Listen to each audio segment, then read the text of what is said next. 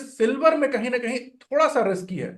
कोई बड़ी बात नहीं कि एक दिन में वो 30% गिर जाए, और ये भी बड़ी बात नहीं कि अगले दिन वो 40% चल जाए। 25% से ज्यादा की गिरावट चांदी में आई है और 10% से ज्यादा की गिरावट सोने में आई है। किसी एसेट क्लास में बड़ी तेजी आती है तो वहां पे स्पेकुलेटर का इन्वॉल्वमेंट भी बढ़ जाता है। ये जो स्पीड है ना, ये स्पीड थोड़ा सा डरा भी रही है। चांदी में और ज्यादा मूवमेंट आएगा तो वहां पे एक करेक्शन जरूर हो सकता है यहाँ से थोड़ा और नीचे जाए, क्योंकि डोमिनोज इफेक्ट इस जगह पर ना थोड़ा सा एक मतलब आत्मविश्लेषण करने की जरूरत है। केविन मार्श साहब जो आए हैं, ये ट्रंप साहब की रेट घटाने की मंशा को पूरा करेंगे। नए निवेशक इस लेवल पर अवॉइड करें। अब दखलंदाजी तो दूर की बात, उनका फेड गवर्नर ही अपना आके रख दिया वहां पर। तो चांदी पर जो निवेश करना चाहे तो थोड़ा सा सतर्क रहें। अभी सोने में धीरे धीरे निवेश बढ़ाएं। स्पेकुलेटिव रैली जो है वो नहीं कह सकते हैं। बजट में ऐसी संभावना हो सकती है कि इंपोर्ट ड्यूटी कुछ बढ़ जाए, ऐसी कुछ बातें सुनने में आ रही हैं। शनिवार एतवार को मार्केट बंद हो गई, बंद है तो गिरावट थम गई, वरना अगर मार्केट खुली रहती तो ये गिरावट और गहरी हो सकती थी। चांदी की जो रियल बाइंग है ना, उसकी वजह से चांदी में तेजी है। अब सवाल उठता है कि क्या इसमें रिस्क है? बिल्कुल रिस्क है। चांदी में एक बबल बन रहा था, और वो बबल कुछ हद तक फटना जरूरी भी था, क्योंकि उसमें बहुत सारे लोगों का आगे जाके भी नुकसान हो सकता है। अगर ईरान पे अटैक हो गया तो ये आपको फिर ऊपर भागता दिखेगा। तो सटोरियों के साथ, ट्रेडर्स के साथ दिक्कत यह है कि वो बिना खबर को पूरी तरह से समझे, वर्ड ऑफ माउथ से सारे शहर में बात फैल जाती है, इस तरीके से ट्रेडिंग करते हैं। कहीं से जियोपॉलिटिकल टेंशन में सुधार नहीं हुआ है, बल्कि ईरान के ऊपर कब हमला हो जाए, अब ये अटकलें लगाई जा रही हैं।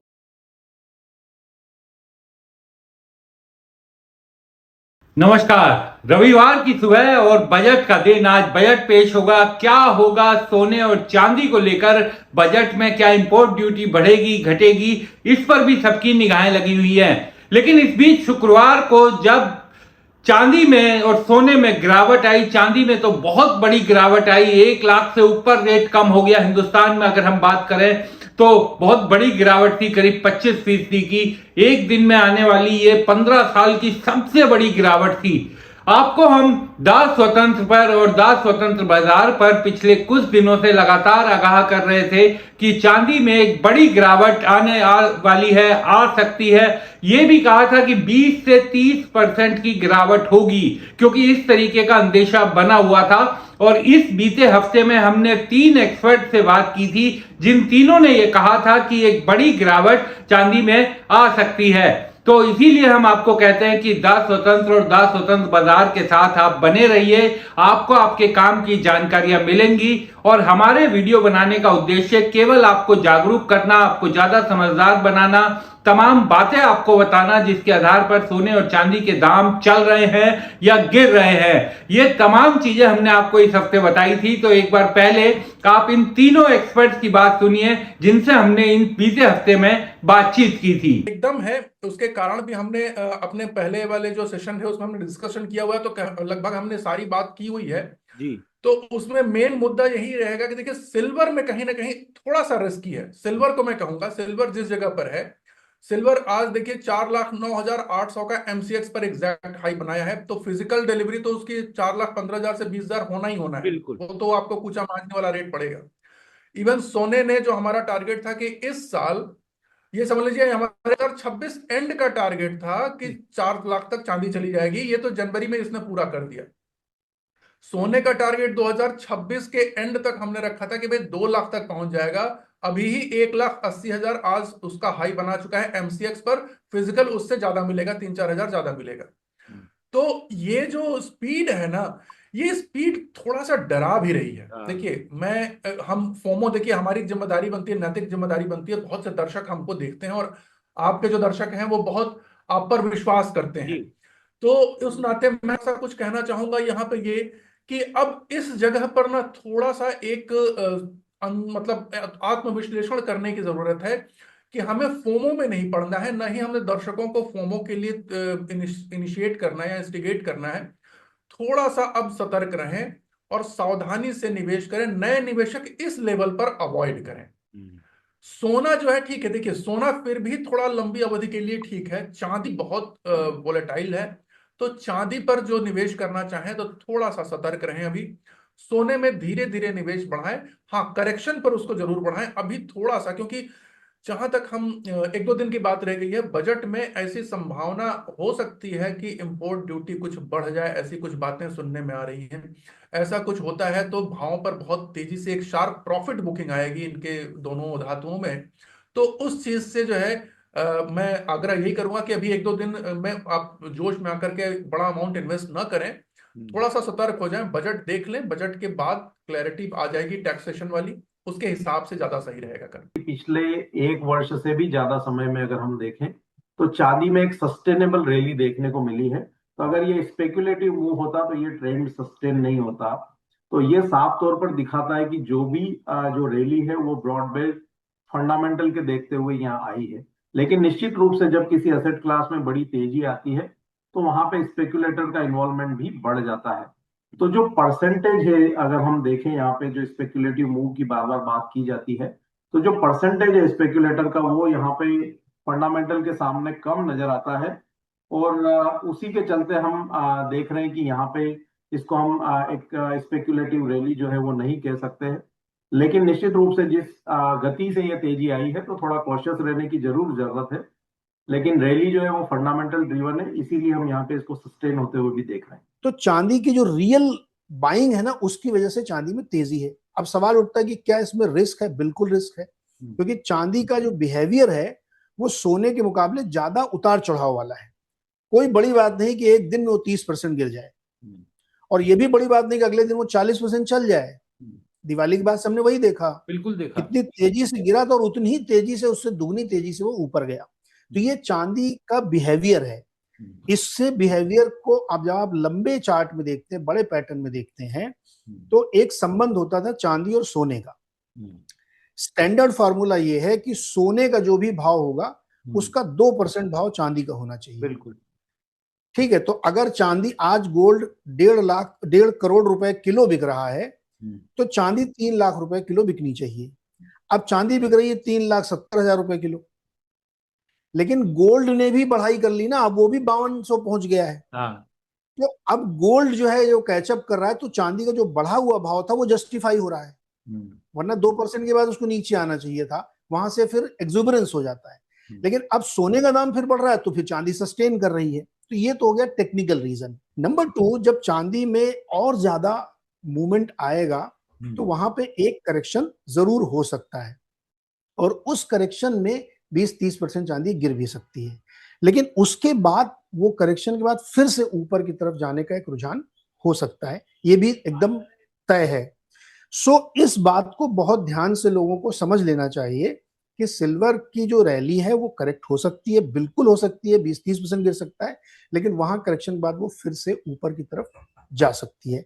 सो ये एक फैक्ट चांदी की तरफ बिल्कुल ध्यान रखना। ये तो हो गई गिरावट की बात। अब बात करते हैं कि आगे क्या होगा। इस बारे में भी हमने एक बड़े एक्सपर्ट शरद कोहली से बातचीत की, उनसे ये जानने की कोशिश की कि ये गिरावट तो अब हो गई जिसकी तरफ सब इशारा कर रहे थे, लेकिन क्या सच में सोने और चांदी को लेकर कोई बड़ा संकट दिखाई दे रहा है? क्या कोई ऐसी बड़ी परिस्थितियां बन रही हैं कि सोने और चांदी में ये गिरावट का दौर लंबा चल सकता है?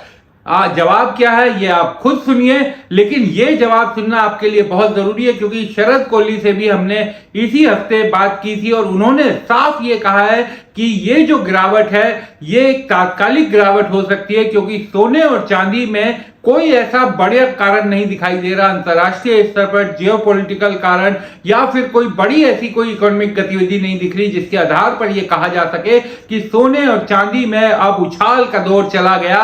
और लंबी अवधि के निवेशक तो एकदम निश्चिंत रहें, क्योंकि अगर आप 4-5 साल का टारगेट लेके चल रहे हैं, अगर आप 2030 की बात सोचते हैं, तो आपको चिंता करने की कोई बात नहीं है। आप ये शरद कोहली की बात सुनिए और एक बात का हमेशा ध्यान रखिए कि अपने पैसे का निवेश हमेशा अपने फाइनेंशियल एक्सपर्ट जो सेबी रजिस्टर्ड हो उनसे बातचीत करके उनकी सलाह के आधार पर ही लीजिए। यह वीडियो आपको जागरूक करने के लिए है, आपको समझदार बनाने के लिए है, आपको वैश्विक परिस्थितियां बताने के लिए है। तो सुनिए डॉक्टर शरद कोहली, जिनसे हमने एक ही दिन पहले बात की थी, उन्होंने इस मसले पर क्या कहा था। पक्की बात है, आपका सवाल होगा कि अब यहां से क्या और नीचे जाएगा, यहाँ और नीचे जाएगा या और ऊपर जाएगा या यहीं थम जाएगा। देखिए, अब इतनी बड़ी गिरावट आई है, 25% से ज्यादा की गिरावट चांदी में आई है और 10% से ज्यादा की गिरावट सोने में आई है। तो जैसा मैंने पहले कहा था कि सोना ज्यादा ठोस है, आपको याद है मैंने कहा था चांदी में फोकापन, हॉलोपन ज्यादा है, इसलिए चांदी में ज्यादा गिरावट आई, क्योंकि भाग भी ज्यादा रही थी। सोना कम भाग रहा था, वो ज्यादा भाग रही थी, तो वो ज्यादा गिरा, और सोना उसी हिसाब से कम गिरा। मुझे लग रहा है विक्रांत कि ये जो लोग फोमो फील कर रहे थे, फियर ऑफ मिसिंग आउट, कि हमने रैली मिस कर दी, उनके लिए ये एक अच्छी अपॉर्चुनिटी है। क्योंकि यहां से आपको, और आपको याद होगा मैंने आपके शो पे बार बार कहा कि एक साथ निवेश नहीं करना चाहिए, थोड़ा थोड़ा करना चाहिए, लॉन्ग टर्म करना चाहिए। तो पहली बात तो जो लॉन्ग टर्म निवेशक हैं उनके लिए तो कोई चिंता की बात ही नहीं है, क्योंकि लॉन्ग टर्म निवेश में मान लीजिए आपने $5,000 पर भी खरीदा, या मान लीजिए आपने 1,60,000 पे भी खरीदा, और अब 1,50,000 पे आके खड़ा हो गया है सोना, तो कोई चिंता की बात नहीं है। क्योंकि आपने अगर 2 साल 5 साल, आपको याद होगा मैं पीरियड भी आपके शो में बताता रहा हूं, अगर उसके लिए लिया है तो आप तो बिल्कुल इसको, गिरावट को देखिए ही मत, कुछ मत देखिए इसको। रोज रोज देखने से चिंता होती है। कल मुझे एक शख्स मिले, वो बार बार खोल के देखते थे, खोल के देखते थे, मन करा था लॉस बुक करके बाहर आ जाऊं, छोड़ दूं और गिर जाएगा। तो जो बार बार खोल के देखते हैं उनके साथ ये समस्या होती है। तो लंबे निवेशकों के लिए कोई दिक्कत नहीं है। जो छोटे निवेशक हैं, अगर आपका अभी भी प्रॉफिट में है, यानी कि आपने मान लीजिए 1.25 लाख पे लिया है, 1 लाख, बहुत सारे लोग मुझे मिले जिन्होंने 1,30,000 पे खरीदा था, तो आप अपना प्रॉफिट बुक कर लीजिए। अभी भी वो 1.5 लाख है, कम प्रॉफिट ले लीजिए, फिर दोबारा ले लीजिएगा। उसमें कहीं भागी थोड़ी ना जा रही है मार्केट, ना सोना अभी कहीं इतनी जल्दी भागे जा रहा है। तो ये इसमें स्ट्रैटेजी, और अगर आप इसको अवसर के रूप में देखते हैं तो मैं इसको एक अवसर मानता हूं। हो सकता है यहां से थोड़ा और नीचे जाए, क्योंकि डोमिनोज इफेक्ट। अब अच्छी बात यह हुई कि शनिवार एतवार को जैसे ही ये गिरावट आई, शनिवार एतवार को मार्केट बंद हो गई, बंद है। तो गिरावट गिरावट थम गई। वरना अगर मार्केट खुली रहती तो ये गिरावट और गहरी हो सकती थी। क्योंकि अब 2 दिन मिल गए लोगों को समझने में कि अगर केविन वॉर्ड साहब आए भी हैं तो क्या ट्रंप साहब अपना स्वभाव बदल देंगे? नहीं बदलेंगे ट्रंप साहब। और ईरान के ऊपर अगर अटैक हो गया, ऐसा एक रूमर चल रही थी कल, शायद संडे को अटैक हो जाए, आने वाला जो एतवार है शायद वो संडे को अटैक कर दें। अगर ईरान पे अटैक हो गया तो ये आपको फिर ऊपर भागता दिखेगा। और एक इसमें एक परस्पर विरोधी बात भी रही केविन वॉश की अपॉइंटमेंट में। परस्पर विरोधी बात रही कि जेरोम पावेल साहब रेट घटाने के ट्रंप साहब की मंशा को पूरा नहीं करते थे। केविन मार्श साहब जो आए हैं, ये ट्रंप साहब की रेट घटाने की मंशा को पूरा करेंगे, ठीक है, क्योंकि वो उनके आदमी हैं। तो जब वो रेट घटाने की मंशा को पूरा करेंगे तो रेट घटता है तो सोना ऊपर जाता है। ये तो हम कई दफे बात कर चुके हैं, जब जब फेड का रेट गिरेगा सोना, तो अगर वो रेट घटाएंगे सोना ऊपर जाएगा जाएगा। और दूसरी एक और बहुत बड़ी बात, दुनिया भर की कंट्रीज ने जब अपने ट्रेजरी यूएस में बेची, अभी हाल में पूरे आंकड़े हैं इसके, किस देश ने कितना कितना बेचा है, इसके पूरे आंकड़े उपलब्ध हैं, और किस किस देश ने कितना निवेश किया हुआ है इसके भी आंकड़े उपलब्ध हैं। तो जब उन्होंने ट्रेजरी यूएस में बेची है, तो यूएस ट्रेजरी इसलिए बेची क्योंकि उसका एक वजह यह थी कि ट्रंप साहब, उनको लग रहा था कि फेडरल रिजर्व में दखलंदाजी कर रहे हैं। अब दखलंदाजी तो दूर की बात, उनका फेड गवर्नर ही अपना आके रख दिया वहां पर। तो ये तो दखलंदाजी से भी आगे की परिस्थिति हो गई ना, कि आप इनडायरेक्टली फेड को चला ही आप रहे हैं, दखलंदाजी तो बात की बात है। तो ये दोनों, एक तो केविन मार्श साहब के आके रेट को घटाना आगे आने वाले समय में, और दूसरा फेडरल गवर्नमेंट की फेडरल रिजर्व में इंटरफेरेंस, ये इस ट्रेजरी में बिकवाली को और बढ़ाएगा। अगर ये बिकवाली को और बढ़ाता है तो सोने में खरीद और बढ़ जाएगी। तो मुझे लग रहा है, देखिए, और जो सट्टेबाजी वाली मार्केट होती है ना, मुझे तो 36 साल हो गए इस मार्केट को देखते हुए विक्रांत। ये जो मार्केट, यहाँ जो सटोरिये होते हैं ना, ये इसको रूमर मॉन्गिंग कहते हैं। छोटी सी बात सुनी, अरे तूने सुना क्या, अरे केविन मार्श आ गया, अरे भैया डॉलर मजबूत, ऐसे करके बात फैलती है। उसकी गहराई तक, तय तक बहुत दफे सटोरिये नहीं जाते हैं। उसका इकोनॉमिक इंपैक्ट आपने, और इसका मैं आपको उदाहरण दूं, जब बजट आता है तो आपने देखा होगा शेयर मार्केट उथल पुथल शुरू हो जाती। जैसी कोई अनाउंसमेंट हुई, अच्छी अनाउंसमेंट हुई, मार्केट चढ़नी शुरू हो गई। बाद में समझ आया, अरे नहीं नहीं नहीं नहीं नहीं, ये तो अच्छी नहीं है, तो हमारे लिए असल में बुरी खबर है।